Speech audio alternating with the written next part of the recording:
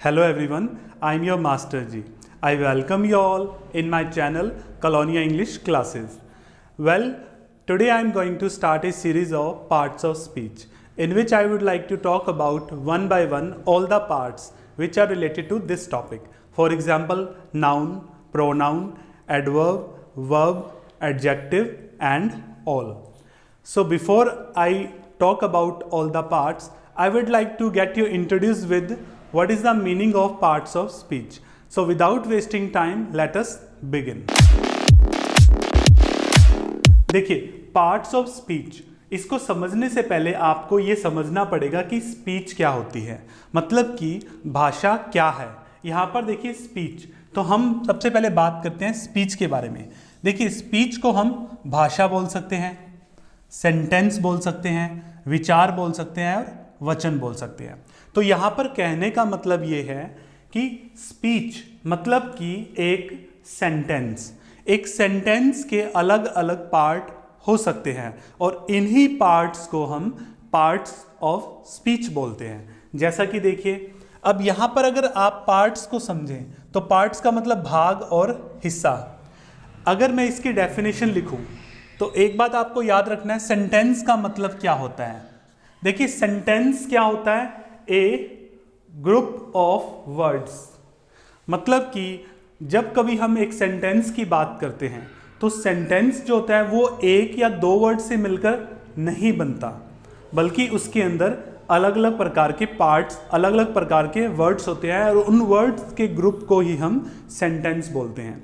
और यहाँ पर स्पीच का मतलब होता है सेंटेंस। अब हम इस टॉपिक में मैं आपको ये समझाने वाला हूँ कि पार्ट्स ऑफ स्पीच का मतलब क्या होता है। तो स्पीच का मतलब आप समझ गए हैं, स्पीच का मतलब होता है सेंटेंस, और सेंटेंस जो होता है वो एक ग्रुप ऑफ वर्ड्स होता है। और यहाँ पर हम बात करने वाले हैं अलग अलग प्रकार के जो सेंटेंस के पार्ट्स होते हैं या पार्ट्स ऑफ स्पीच। अगर आप स्पीच बोल रहे हैं या सेंटेंस बोल रहे हैं तो it will not be wrong, मतलब ये दोनों ही सिचुएशन करेक्ट होगी। तो आपको यहाँ अभी तक एक बात समझ में आ गई होगी कि पार्ट्स ऑफ स्पीच, यहाँ पर स्पीच का मतलब है सेंटेंस और सेंटेंस का मतलब है एक ग्रुप ऑफ वर्ड्स। तो देखिए एक सेंटेंस देखते हैं।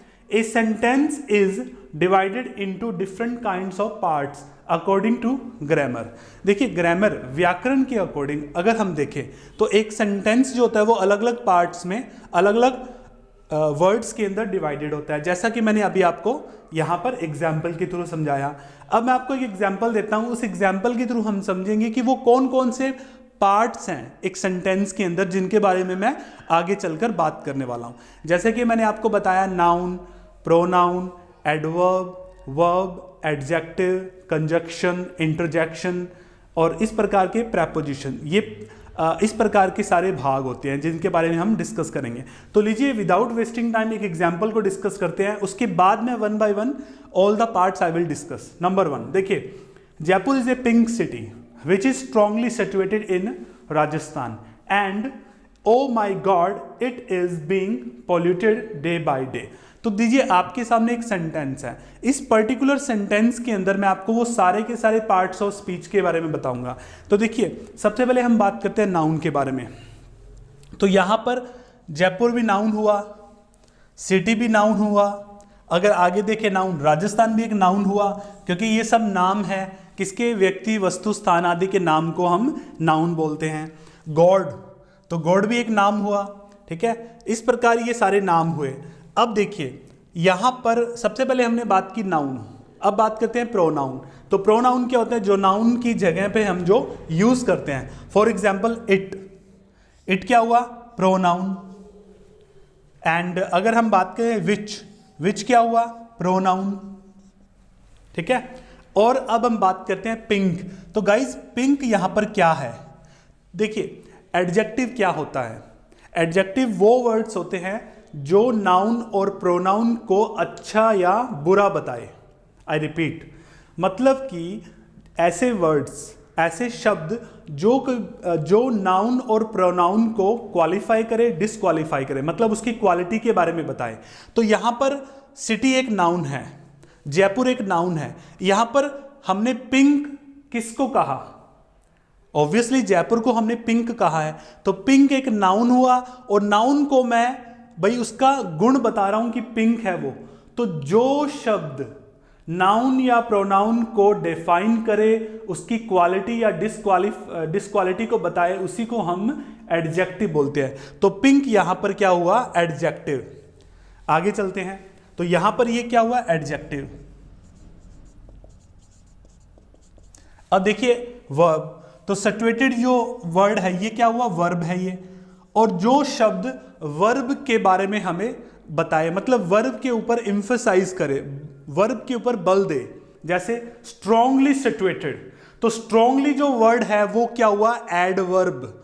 देखिए आप कंफ्यूज मत होइए, इसको वन बाय वन मैं एक्सप्लेन करूंगा। मैंने तो यहां पर आपको जस्ट एक एग्जांपल दिया है। इस पर्टिकुलर एक सिंगल एग्जांपल के अंदर मैं आपको वो सारे के सारे पार्ट्स ऑफ स्पीच में डिस्कस कर रहा हूं आपसे। तो स्ट्रांगली यहां पर एडवर्ब हुआ, ऐसे शब्द जो भाई वर्ब के अंदर ऐड करे, उसकी क्वालिटी या डिसक्वालिटी को बताए, उसी को हम एडवर्ब बोलते हैं। इसी प्रकार देखिए ये एंड क्या होता है, दो सेंटेंसेस को आपस में जोड़ने वाला, ठीक है, दो सेंटेंसेस को आपस में जोड़ने वाले शब्दों को हम क्या बोलते हैं, कंजैक्शन, ठीक है, कंजैक्ट करता है। तो कंजैक्शन मतलब एंड, यहां पर कंजैक्शन हुआ। और इन के बारे में बात करते हैं, इन क्या हुआ, प्रेपोजिशन, मतलब कि यहां पर नाउन और प्रोनाउन, मतलब एक नाउन या दूसरे नाउन के बीच में पोजीशन बताए जो शब्द, उसी को हम प्रेपोजिशन करते हैं। इसको हम डिटेल में डिस्कस करेंगे, do not worry, let us continue. अब देखिए ओ माय गॉड, ये पूरा का पूरा जो वर्ड मैंने आपको, ये है इंटरजेक्शन, मतलब कि एक्सक्लेमेट करना, मतलब किसी भी चीज को मतलब कि आई विल डिस्कस इन ब्रीफ। तो आगे चलते हैं हम लोग। यहां पर पोल्यूटेड, ये भी एक वर्ब हुआ। तो आप देख सकते हैं यहां पर मैंने आपको जितने भी वर्ड्स को मैंने सर्कल किया है वो भाई हमारे पार्ट्स ऑफ द स्पीच है। तो गाइज विदाउट वेस्टिंग टाइम हम आगे के पार्ट्स के बारे में डिस्कशन करते हैं। एक सेंटेंस के 8 भाग हो सकते हैं, जैसा कि मैंने अभी आपको बताया। पार्ट्स ऑफ स्पीच के अंदर, स्पीच का मतलब होता है एक सेंटेंस, तो एक सेंटेंस के अंदर ये सारे भाग हो सकते हैं। और पार्ट्स ऑफ स्पीच टॉपिक के अंदर हमें वन बाय वन इन्हीं टॉपिक्स को डिस्कस करना है। तो गाइज कंपटीशन एग्जाम, जितने भी कॉम्पिटिटिव एग्जाम्स होते हैं उनमें इससे रिलेटेड एरर्स एग्जाम में आती है और हमें इस प्रकार के क्वेश्चंस को अटेम्प्ट करना होता है। तो लीजिए बात करते हैं डिटेल में। तो सबसे पहले मैं आपको बताऊंगा नाउन के बारे में।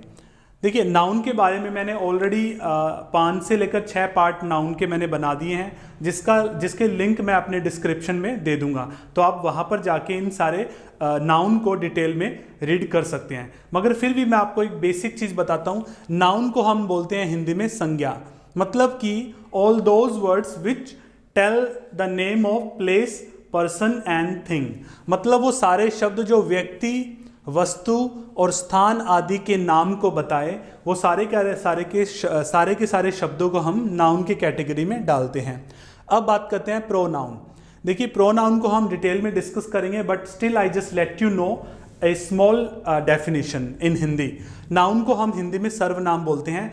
वो सारे शब्द जो नाउन की जगह, मतलब इंस्टेड ऑफ नाउन हम यूज करते हैं। फॉर एग्जाम्पल जैसे Ram gets up early in the morning, Ram goes to school, Ram is a obedient student. तो अब मैंने एक 3 सेंटेंस को बोला। इस 3 सेंटेंस के अंदर राम वर्ड जो है, मतलब ये एक नेम है, मतलब नाउन है, ये बार बार आ रहा है। अगर हमें भाषा को सुंदर बनाना है तो हमें राम वर्ड को रिप्लेस करना पड़ेगा ही के साथ, क्योंकि राम एक मस्कुलिन जेंडर है, तो हमने इसके लिए ही का यूज किया। अब मैं रिपीट करता हूं, Ram is a good student, Ram gets up he gets up early in the morning, he is obedient student of their parents. तो अब मैंने क्या किया, इन सभी इस भाषा को मैंने बड़ा सुंदर बना दिया प्रोनाउन का यूज करके। तो प्रोनाउन को संज्ञा बोलते हैं। जो शब्द, प्रोनाउन को हम सर्वनाम बोलते हैं। जो शब्द संज्ञा के स्थान पर यूज किए जाते हैं उसे ही हम प्रोनाउन बोलते हैं। अब बात करते हैं एडजेक्टिव। एडजेक्टिव देखो सिंपल तरीके से बताता हूं एडजेक्टिव क्या होते हैं। एडजेक्टिव का मतलब है वो सारे के सारे शब्द जो भाई नाउन और प्रोनाउन को उसकी विशेषताओं को बताए, उसको क्वालिफाई करे, उसको डिसक्वालिफाई करे। मतलब फॉर एग्जाम्पल जैसे Jaipur is a pink city, तो यहाँ पर पिंक जो वर्ड है वो जयपुर के बारे में बता रहा है, मतलब इसको पिंक बता रहा है। तो यहाँ पर पिंक क्या हुआ, एडजेक्टिव। तो लीजिए आगे बात करते हैं वर्ब। वर्ब आपको पता है क्रिया, किसी भी सेंटेंस में क्रिया के बिना हम एक कोई भी सेंटेंस नहीं बना सकते। क्रिया का मतलब हुआ कर्म और कार्य।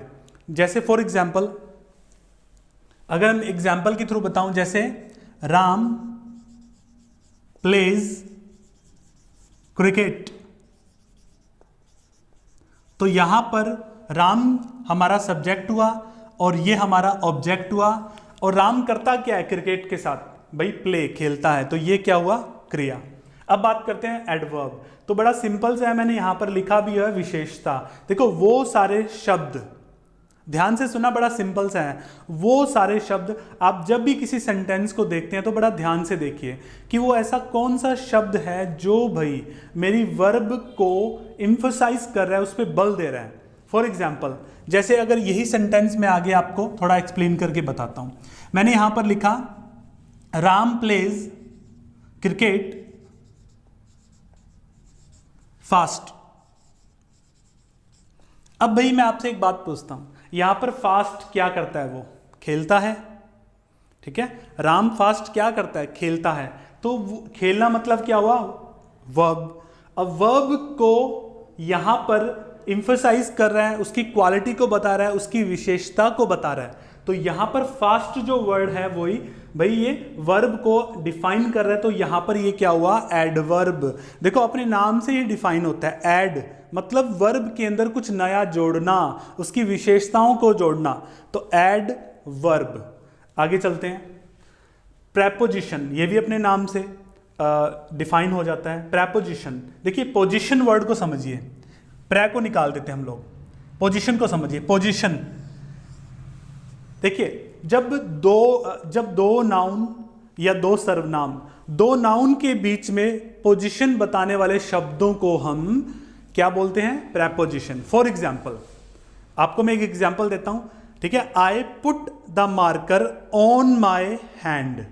अब मेरा हैंड एक नाउन है, मार्कर भी एक नाउन है। तो जब मैंने मार्कर को अपने हैंड पर रख दिया तो what I have done, I put the noun on my hand. तो ये जो ऑन वर्ड है, on, at, in, inside, towards, ये सारे के सारे शब्द किसकी कैटेगरी में आते हैं, प्रेपोजिशन की कैटेगरी में आते हैं। तो guys do not worry about it, ये सारे के सारे पार्ट्स जो हैं मैं बड़ी ही डिटेल और डेप्थ स्टडी के साथ आपको समझाऊंगा। अभी के लिए तो मैं सिर्फ आपको एक ब्रीफ इनका इंट्रोडक्शन दे रहा हूं। आगे चलते हैं कंजक्शन। देखिए कंजक्शन वर्ड को भी बड़ा सिंपल तरीके से हम समझेंगे। यहां पर आप निकाल के जंक्शन वर्ड बन गया। देखिए जंक्शन का मतलब क्या होता है, आपने कभी सुना होगा कि भाई बॉम्बे जंक्शन, दिल्ली जंक्शन, ये जंक्शन, वो junction. I am talking about railway station. तो आपने अक्सर सुना होगा कि जंक्शन एक ऐसा स्थान होता है जहां पर दो ट्रेनें आपस में मिलती हैं, ठीक है, जिसके अंदर दो ट्रैक होते हैं। मतलब what I mean to speak कि जहां पर बहुत सारे स्टेशन, बहुत सारे एरिया, बहुत सारे रेलवे ट्रेनें आ रही है, जैसे साउथ से आ रहा है, नॉर्थ से आ रहा है, ईस्ट से आ रहा है, वो आपस में मिलती है। तो इस पर्टिकुलर स्टेशन को हम जंक्शन की कैटेगरी में डालते हैं।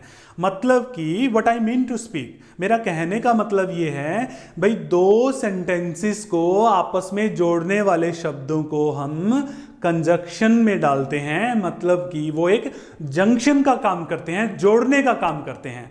इसको भी this topic I am also going to talk about very deep in my further classes. लीजिए let's talk about the next one. अगले बारे में बात करते हैं इंटरजेक्शन। देखिए इंटरजेक्शन वो सारे शब्द होते हैं जो भाई हम अपनी खुशी को, गम को, हैरानी को, डर को और प्रशंसा को, मैं रिपीट करता हूं अपनी बात, इंटरजेक्शन मतलब विस्मयादि जो बोध, मतलब विस्मयादि शब्दों को बताए। जब हम अपनी खुशी को, गम को, हैरानी को, डर को और प्रशंसा को हम बताते हैं, जाहिर करते हैं, उन शब्दों को हम इंटरजेक्शन में लाते हैं। जैसे ओ माय गॉड, शिट, हरी, जल्दी करो। जैसे अरे वाह, व्हाट ए ग्रेट आइडिया। तो ये जितने भी वर्ड मैंने आपको बोले हैं ये इंटरजेक्शन की कैटेगरी में आए हैं। चलिए आगे बात करते हैं। नाउन, देखिए नाउन के बारे में मैंने ऑलरेडी 4 से लेकर 5 इसके पार्ट्स मैंने बना दिए हैं, जिसका लिंक मैंने अपने डिस्क्रिप्शन पे दे दिया है, तो आप वहाँ पर जाकर नाउन को डिटेल में स्टडी कर सकते हैं। और जो कॉम्पिटिटिव एग्जामिनेशन के लिए, जो प्रेपरेशन के लिए जो चाहिए हमें, जो मटेरियल हमें चाहिए, वो ऑलरेडी मैंने डिस्कस कर लिया है। अब हम बात करते हैं प्रोनाउन के बारे में। तो देखिए प्रोनाउन क्या होता है। तो प्रोनाउन को डिटेल में डिस्कस करने से पहले आपको ये समझना होगा कि प्रोनाउन होता क्या है। यहाँ पर आपको एक बात याद रखनी है। देखिए प्रोनाउन जो होता है वो 2 शब्दों से मिलकर बना है। पहला शब्द है प्रो प्लस नाउन। नाउन आपको पता है क्या होता है। नाउन किसे बोलते हैं, किसी व्यक्ति, मतलब नेम ऑफ प्लेस,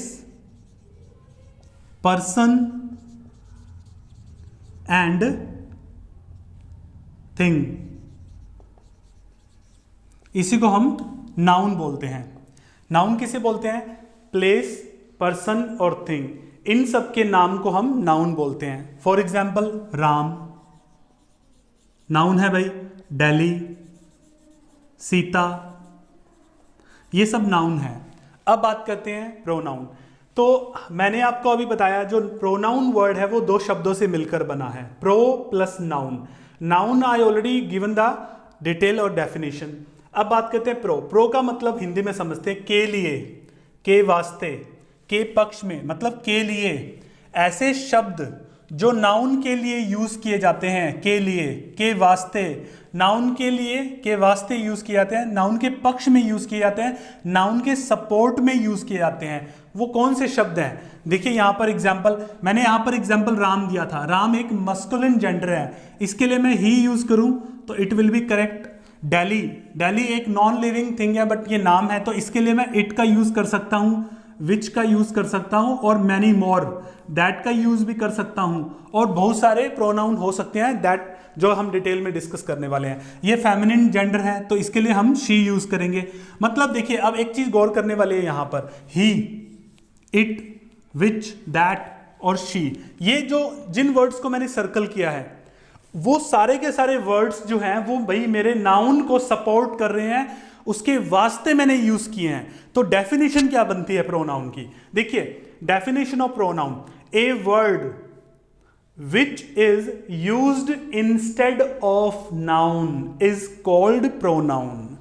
प्रोनाउन उसे बोलते हैं वो सारे शब्द, सोचिए वो सारे शब्द जो भाई नाउन को रिप्लेस करते हैं, उसकी रिपीटिशन, उसकी बारंबारता, उसको देखो बार बार मैं एक ऐसे लिखने जा रहा हूं, उस ऐसे में मैंने राम राम राम राम राम कर दिया, तो अब क्या होगा, मेरी जो लैंग्वेज है, मेरा जो ऐसे है वो सुंदर नहीं बनेगा। अब मुझे अपनी भाषा को सुंदर बनाने के लिए प्रोनाउन का यूज करना पड़ेगा। एग्जाम्पल के साथ समझते हैं। देखिए मैंने यहां पर एक एग्जाम्पल दिया, Ram is a good boy, Ram lives in Delhi, Ram reads his lesson everyday, Ram respects his parents a lot, Ram's mother loves him a great deal. इस पूरे के पूरे सेंटेंस में क्या प्रॉब्लम नजर आ रही है आपको, मैंने राम वर्ड को बार बार रिपीट किया। देखिए नंबर 1, नंबर 2, नंबर 3, 4, 5, अब क्या हुआ, 5 बार मैंने 2 लाइनें लिखी हैं भाई, मैंने 5 बार राम को मतलब अपने नाउन को रिपीट करता जा रहा हूं, तो ये क्या हुआ, मेरी भाषा को बेकार बनाते जा रहे हैं। अब मुझे क्या करना है, मुझे भाई प्रोनाउन का सहारा लेना पड़ेगा। प्रो मतलब कि ऐसे शब्दों का सहारा लेना पड़ेगा जो नाउन को सपोर्ट करते हैं। अब ये मस्कुलिन जेंडर है तो इसके लिए देखो, पहली बार मैंने शुरू किया तो राम करेक्ट है, दूसरी बार मैं यहां पर रिप्लेस करके लिखता हूं ही लिव्स, तीसरी बार देखिए यहां पर भी मैंने क्या किया, ही का यूज किया, यहां पर भी मैंने क्या किया, ही का यूज किया, एंड ऑल्सो यहां पर भी मैंने ही का यूज किया। अब देखिए मेरी भाषा कितना सुंदर बन गया ना प्रोनाउन के यूज से। Ram is a good boy, he lives in Delhi, he reads his lesson every day, he respects his parents a lot, his mother loves him a great deal.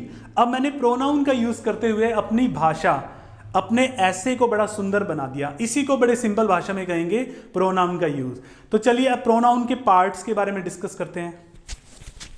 अब हम बात करते हैं प्रोनाउन के प्रकारों के बारे में। तो देखिए प्रोनाउन जो होते हैं वो भाई 10 प्रकार के होते हैं। तो अब बात करते हैं, देखिए पहला प्रोनाउन, पहले प्रोनाउन को हम बोलते हैं पर्सनल प्रोनाउन। इन सभी प्रोनाउन को हम डिस्कस करेंगे डिटेल में। तो सबसे पहले जस्ट एक इंट्रोडक्शन देखिए कौन कौन से प्रकार होते हैं प्रोनाउन के।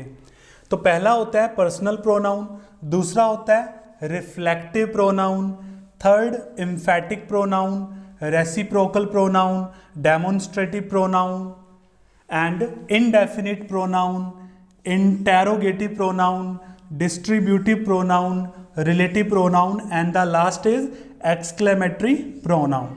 तो गाइज ये 10 प्रकार के टाइप्स होते हैं प्रोनाउन के बारे में। तो चलिए अब हम एक एक करके इनको डिटेल में डिस्कस करते हैं और ये भी समझने की कोशिश करते हैं कि जो कॉम्पिटिटिव एग्जामिनेशंस में किस प्रकार की एरर्स हमसे प्रोनाउन से रिलेटेड पूछी जाती है। चलिए अब हम बात करते हैं प्रोनाउन और उसके टाइप्स के बारे में। तो लीजिए पहला प्रोनाउन है हमारा पर्सनल प्रोनाउन। पर्सनल प्रोनाउन को हम हिंदी में पुरुषवाचक सर्वनाम भी कहते हैं। इसका यूज कहाँ होता है? देखिए, जो सर्वनाम किसी व्यक्ति, देखो वो सर्वनाम जो व्यक्ति या वस्तु के बारे में हमें जानकारी दे, उसी को हम पर्सनल प्रोनाउन बोलते हैं। एग्जाम्पल के साथ अगर आप करोगे तो आपको अच्छे से समझ में आ जाएगा। एग्जाम्पल मैं अभी आपको बताता हूँ।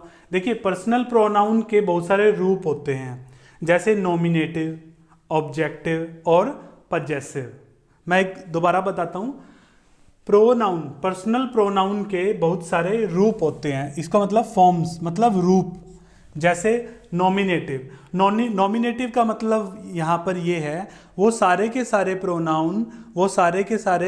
प्रोनाउन शब्द जो हम किसी सेंटेंस के अंदर कर्ता के रूप में यूज करते हैं, मतलब सब्जेक्ट के रूप में यूज करते हैं, उन सभी को हम इस कैटेगरी में डालते हैं। मतलब नॉमिनेटिव कर्ता, नॉमिनेटिव केस भी बोलते हैं इसको, नॉमिनेटिव केस के रूप में डालते हैं। जैसे आई का मतलब होता है मैं, वी का मतलब होता है हम, यू का मतलब तुम, ही का मतलब वह लड़का, मतलब masculine gender, she feminine gender वह, इट यह, दे वे लोग।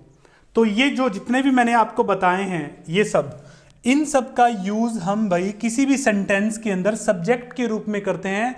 उसका यूज हम कभी भी ऑब्जेक्ट के रूप में या फिर हम कभी भी उसको पजेसिव रूप में यूज नहीं करते। तो इन शॉर्ट वो सारे के सारे शब्द जिसमें मतलब जो सारे के सारे सर्वनाम जिसका हम किसी भी वाक्य के अंदर as a subject, as a कर्ता के रूप में यूज करते हैं, उसको हम नॉमिनेटिव केस या नॉमिनेटिव कारक बोलते हैं। अब चलते हैं, बात करते हैं ऑब्जेक्टिव कारक के बारे में। ऑब्जेक्टिव का मतलब होता है उस वाक्य में वो सारे के सारे शब्द, मतलब सर्वनाम, जिसका यूज हम at the end of the sentence करते हैं। जैसे I wanted to talk to you. अब यहां पर मैंने जो यू बोला है वो है ऑब्जेक्ट, ठीक है। मतलब आई सब्जेक्ट हो गया, वॉन्ट कर्म हो गया, एंड लास्ट में जब मैंने यू बोला वो हो गया हमारा ऑब्जेक्ट। तो वो सारे सर्वनाम जो हम ऑब्जेक्ट के रूप में यूज करते हैं किसी वाक्य के अंदर, उसी को हम ऑब्जेक्टिव कारक या ऑब्जेक्टिव केस बोलते हैं। ये भी भाई किसके? पर्सनल प्रोनाउन के ही रूप हैं, प्रकार हैं। पहला देखिए, मी मुझे, अस हमें, यू तुम्हें, हिम उसका, हर उसकी, इट इसे, देम उनसे। तो आप इन सबको लिख लीजिए और इनकी प्रैक्टिस भी करेंगे। अब हम बात करते हैं पजेसिव के बारे में। अब हम बात करते हैं पजेसिव कारक, मतलब ऐसे सेंटेंस में जब हम सर्वनाम का यूज किसी के अधिकार, किसी वस्तु या व्यक्ति के ऊपर अधिकार को जताते हैं, या फिर व्यक्ति या वस्तु का संबंध हम किसी सब्जेक्ट के साथ, मतलब आई, वी, यू, ही, इट, दे के साथ जब हम इसका संबंध इसके साथ बताते हैं, मतलब कि जब हम किसी वस्तु या व्यक्ति का ऑनरशिप, उसकी पजेशन, उसका अधिकार जब हम जताते हैं, उसको हम पजेसिव कारक या पजेसिव केस बोलते हैं। जैसे माय या माइन मेरा, आर या आर्स हमारा। देखो, आर को आवर नहीं बोलते हैं, इसको इस टाइप से प्रोनाउंस करेंगे आर कहकर, ठीक है। आर याद रखना, आर या आर्स हमारा, यू या योर्स तुम्हारा, हीज इसका, हर एंड हर्स इसकी, इट्स इसका, देयर एंड देयर्स उनका। अब मैं आपको डिटेल में इट्स के बारे में भी बताऊंगा कि ये भाई एक तो अपोस्ट्रोफी के साथ इट होता है और एक सिंपल इट्स होता है, इन दोनों में क्या डिफरेंस होता है, इट के बारे में हम डिटेल में डिस्कस करेंगे। तो अब तक मैंने आपको पर्सनल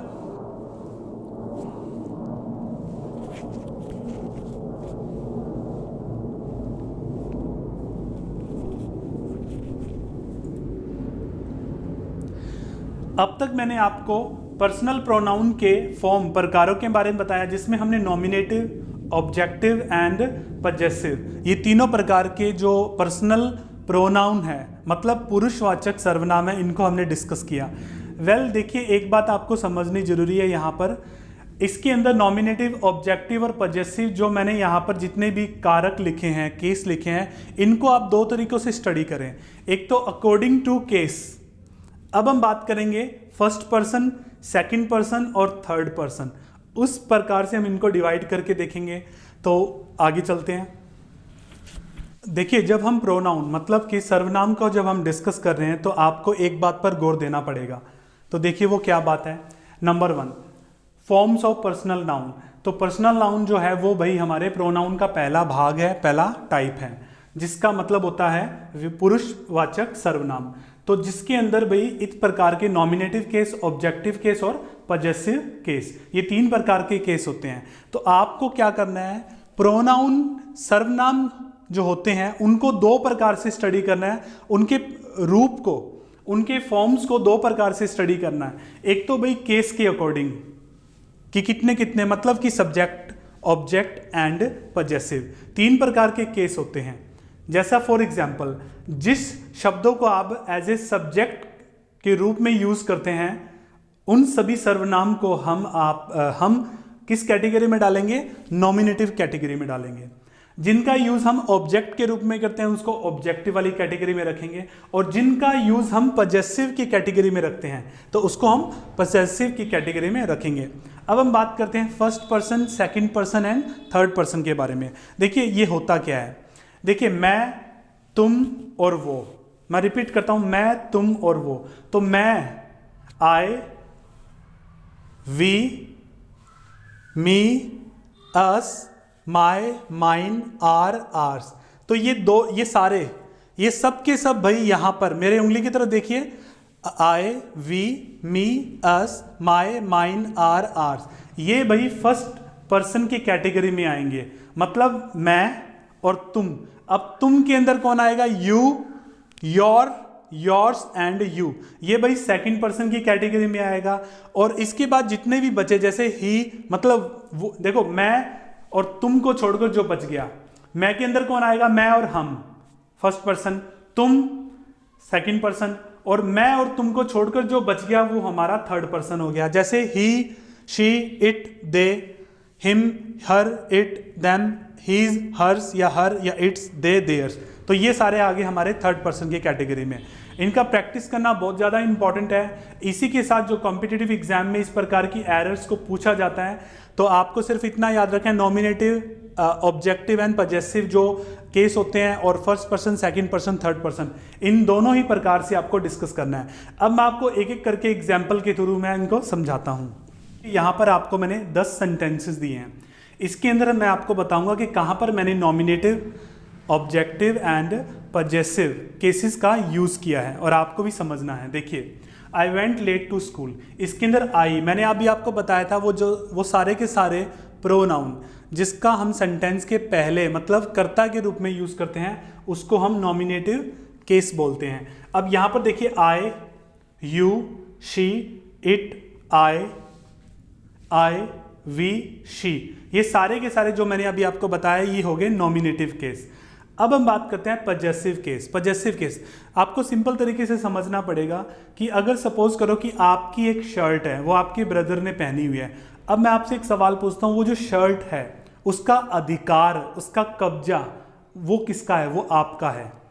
तो मैं देखो, वो सपोज करो राम ने आपकी शर्ट पहनी हुई है, तो मैं सिंपल सा कहूँगा कि Ram is wearing yours shirt. तो योर्स मतलब आपके पजेसिव को बता रहा है, आपके कब्जे को बता रहा है, आपके अधिकार को बता रहा है। तो वो सारे के सारे प्रोनाउन जो भाई किसी भी चीज के मतलब व्यक्ति या वस्तु के ऊपर अधिकार को बताए, संबंध को बताए, उसी को हम पजेसिव की कैटेगरी में डालेंगे। अब देखिए योर, तो ये कौन सा होगा? Possessive case.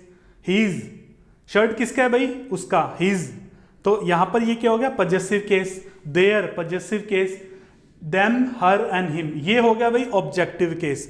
Objective case, objective pronoun वो सारे प्रोनाउन होते हैं जिसका यूज हम at the end of a sentence करते हैं ज्यादातर, ठीक है। मतलब देखो एक सेंटेंस के जो मुख्य है मतलब स्पेसिफिकली 3 रूप होते हैं। Number 1 subject, number 2 verb and number 3 object. अब जैसे सपोज करो आई गो टू स्कूल, तो आई सब्जेक्ट हो गया, गो जाना, कर्ता कर्म वर्ब, और स्कूल क्या हो गया हमारा? ऑब्जेक्ट। तो what I mean to speak, वो सारे के सारे सर्वनाम, जैसे suppose I go to your school, तो योर, ठीक है, यहां पर पजेसिव केस को बताता है, और यहां per them, her and him, तो वो सारे के सारे सर्वनाम जो भाई व्यक्ति या वस्तु के लिए यूज किए जाते हैं, जो ऑब्जेक्ट के जगह मतलब ऑब्जेक्ट की तरफ आते हैं, तो उसको हम ऑब्जेक्टिव केस की कैटेगरी में डालते हैं। अब देखिए माइन, ये जो पेन है वो मेरा है, अधिकार को बता रहा है, तो पजेसिव।